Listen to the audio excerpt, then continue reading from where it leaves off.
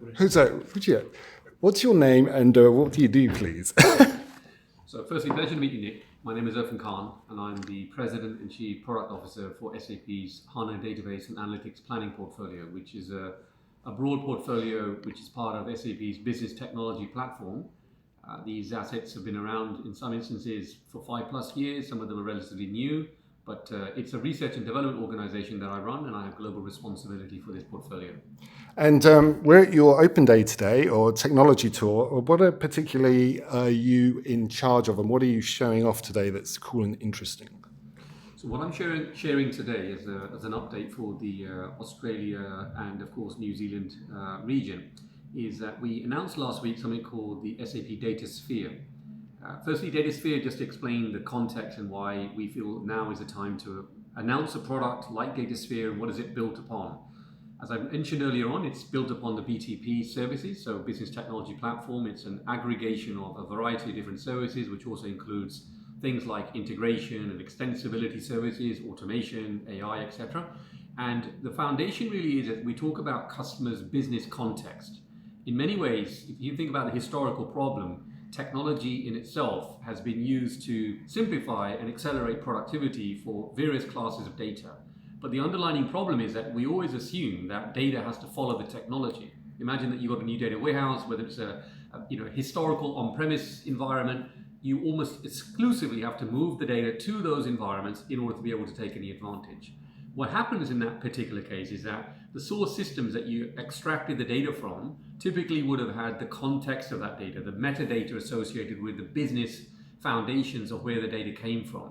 So automatically you're almost paying a tax, an egress tax, but beyond an egress tax, you're paying very much a productivity tax because you no longer can have the business context of that data.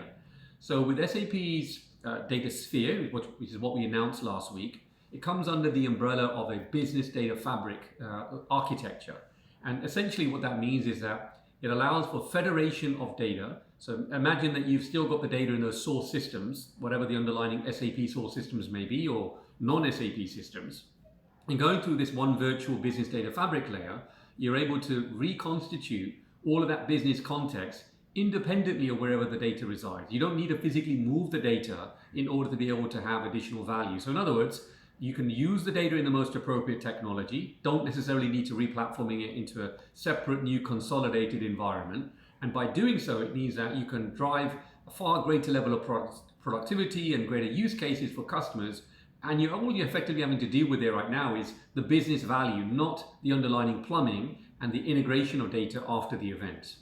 So where does all this data, when it gets moved to, would it be somewhere like the hyperscalers and the big clouds, or somewhere like NextDC? Whereabouts? So if you look at any conventional customer landscape, it pretty much is all of the above. So you'll have data residing in the public cloud, pick any on the hyperscalers. You'll have, of course, the on-premise assets, which are never going away anytime soon, and then even maybe a private cloud as well. So typically the data would be across a heterogeneous environment of many, many different locations and potential different technologies that are being used to manage, persist, and store that information. And as I said, the big thing with the business data fabric is we're not asking or forcing a customer to have to reconstitute all the movement of that data now into the Datasphere as if it was a physical technology layer. This is a virtual business fabric layer. So the data still sits, on answering your question, it sits in all of the environments that you just described, but you're actually able to take benefit from a rich experience of governed data, trustful data, where you can actually keep the preservation of all the business context without having to physically move it to yet another technology layer to be able to do that integrated reporting that you may be seeking from the overarching business case. I guess, and hopefully this will be a final one, but how on earth has this not been used or done before? Because what you're describing is surely business critical, and I think we've all dragged and dropped some files somewhere and lost all the important information of them. And in a business setting, that can be disastrous. Why has it taken this long for the industry to do it, to come up with this? Is it really that been difficult, or what makes your solution to it all that bit much different to what's been around before? Yeah, so Nick, it's a very interesting question to ask. Why is it that this hasn't been accelerated? In fact, yes, there has been data meshes, data fabrics. These have been around for quite some time. But unfortunately, they still predicate that you have to somehow move data or at least localize data in some location to have much more of an integrated virtual experience. And by doing so, that business context is lost. So really what we've been advocating is this is not SAP flying solo, trying to build a business data fabric exclusively by ourselves. Yes, we have a lot of capabilities. I described some of them under the business technology platform, but this is much more of a data ecosystem that we're building now. So imagine some of the providers of the underlying technology, vendors that we've now curated and onboarded into our SAP data ecosystem that we announced last week and under the Datasphere umbrella, is that we have vendors like, say, Databricks. Databricks is a best in breed now, which are really driving a lot of the accumulation inside of a cloud native data lake.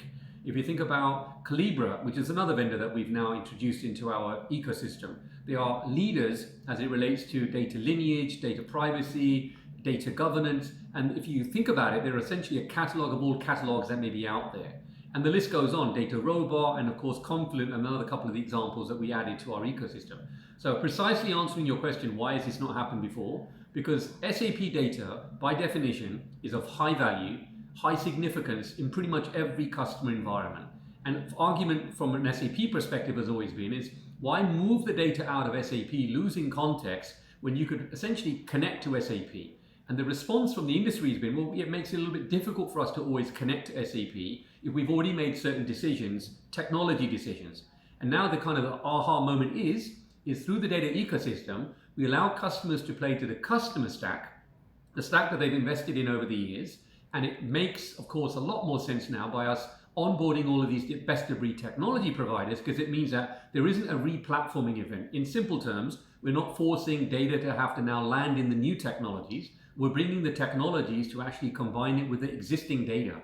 And that's essentially the big thing why SAP is now very looking at this very optimistically to be able to help the customers and, of course, the new prospects out there have a single business data fabric and allow the Datasphere to allow them to preserve business context. So I guess, and this will be the final one, and hopefully quite quick. Well, it won't be quick, but so if you're bringing in all this, let's say, alien data with its own metadata and structures and stuff that's, let's say, a mess, how well and adept are you going to be at integrating it with the greater, the sphere, I guess? Or does it kind of silo it in an area where, yes, all the metadata is attached to that data, but it's not fully absorbed into the greater structure? How much of it is siloed and how much of it is absorbed?